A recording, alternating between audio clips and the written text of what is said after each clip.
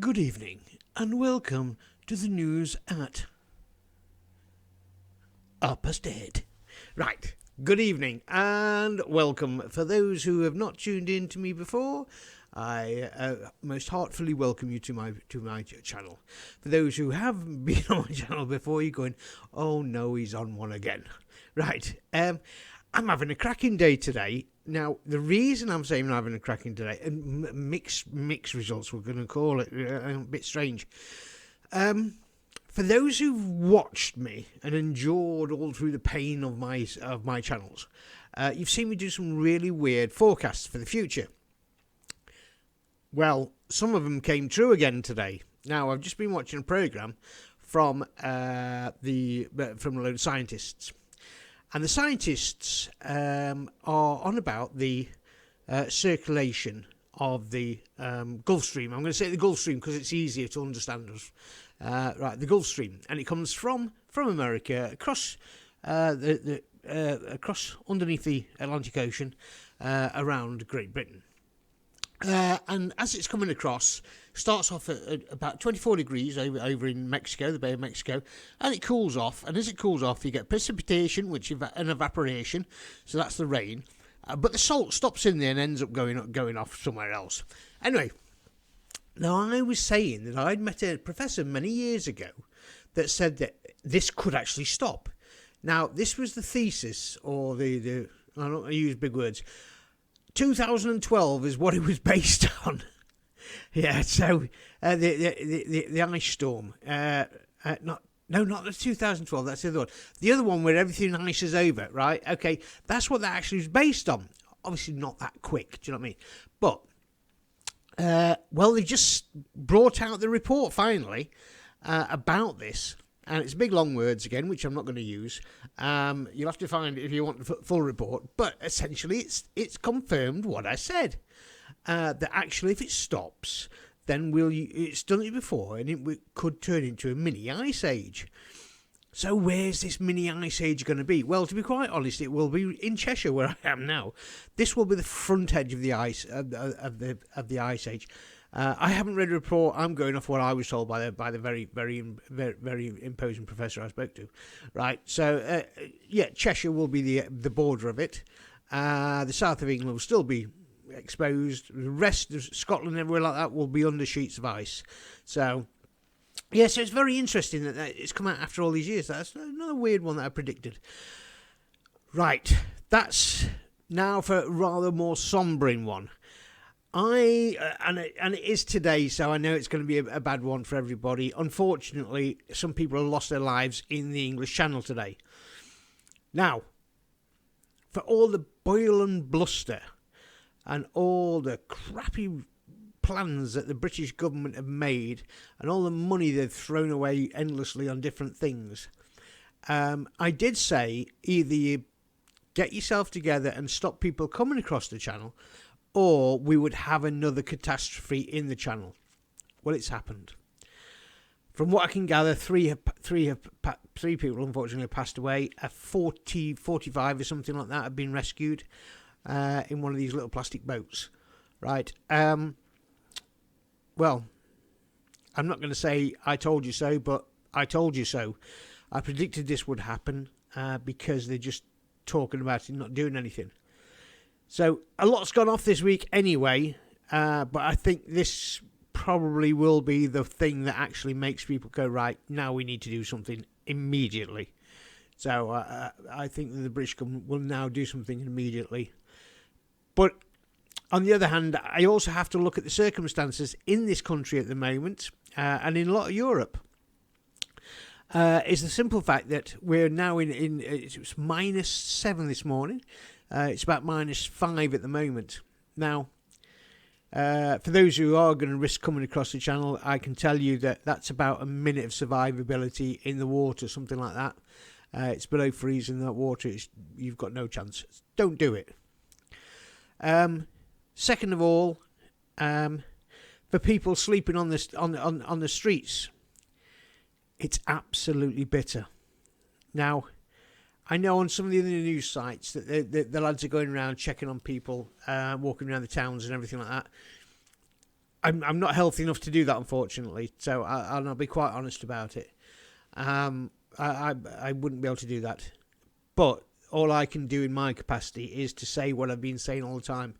Make sure your friends are okay. Make sure that your children are wrapped up. Make sure that the old people next door have something hot.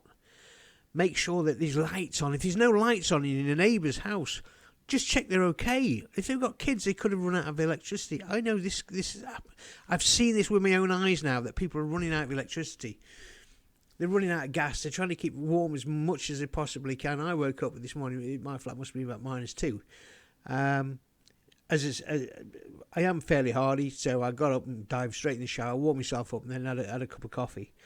But it's terrible out there. Please look after each other, because nobody else, the government aren't going to look after us. Okay, for the strikers out there on the picket lines, a big thumbs up to you. People are supporting you. I know that the mainstream news are saying that the public are not behind you. This public is. I am behind you 100%. The nurses, the firemen, the army are going to have to step in and sacrifice their Christmas. A big thank you from the public to yourselves for doing that. There's no animosity there whatsoever. To the doctors, to the posties, to everybody who's stepping forward. It is going to be like a general strike with the train drivers and everyone else involved. It is going to be like a general strike, and the reason for it is not you. The reason for it is our government. I'm not sure if I heard right, but I think someone called the MPs a load of morons. And to be quite honest, I think most of the public actually think that way now. They have no respect left for you. When people are saying, oh, it looks like the Tories are going to be wiped out, to be quite honest, the way it's going, with everyone getting arrested for this, that and the other, I'm not on about the public, I'm on about the MPs. It looks like the lot of you are going to be both everyone. I mean, everybody. The SNP, they're getting done for taking all these financial irregularities.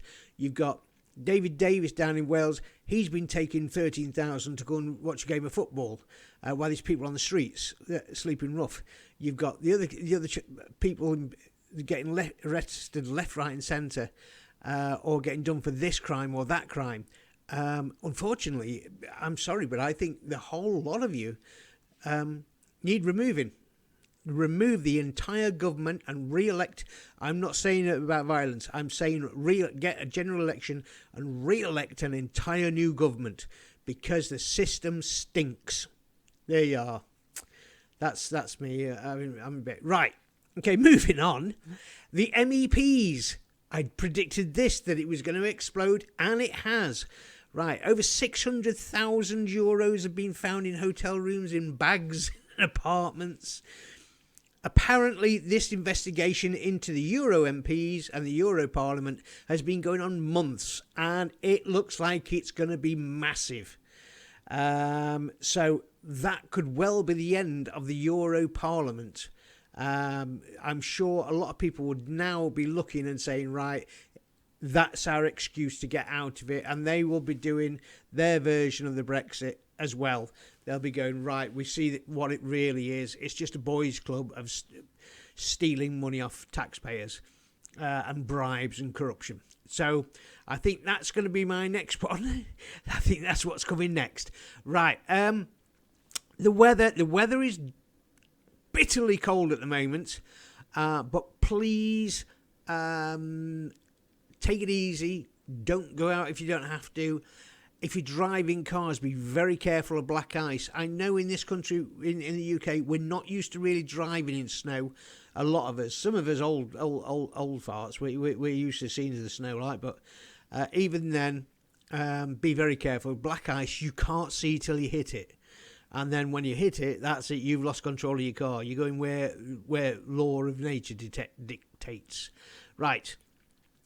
There's about another 3 or 4 days of cold, and then we're going to have a little bit of a warm-up, not majorly warm-up, for a couple of days, and then it's going to drop again. Right, this is my forecast for the weather. You've all been waiting, going, what's Mick going to say? Is there going to be a... I did say that my forecast was for a white Christmas. And that's me looking at the animals. I am not basing it on anything else. I'm basing it on sheep out my window and cattle in the field. Right, so I'm still sticking to, I think we're going to get a couple of flakes of snow on Christmas. Now, for those who want to follow the mainstream, all the scientists and everything with their prescription, if you watch them, they're being so sketchy, they're not actually saying yes or no. So there you go. Right, that's all for now. I hope you all get what you need. I am going to reiterate to everybody, please go out and get your turkeys now. Remember, I'm only a small following, but I'm so right so many times. You know, I get it wrong sometimes, but on this one, avian flu has affected the turkey crop, we'll call it. So turkeys are going to go up in price pretty quick when people realise there's not that many turkeys out there. So if you're planning on having a turkey for Christmas, please go out and get a turkey. Also, I'd like to say this: no matter what religion you are whatsoever, I don't care if it's offensive to you. I am saying it as a person of the Christian faith that I wish everybody a Merry Christmas and a Happy Christmas. There is no offence intended to anybody whatsoever. I am a happy person. I enjoy Christmas. This year I'll be cooking for people like myself who are on their own. So take it easy. Have a lovely evening. Catch you tomorrow. Night night.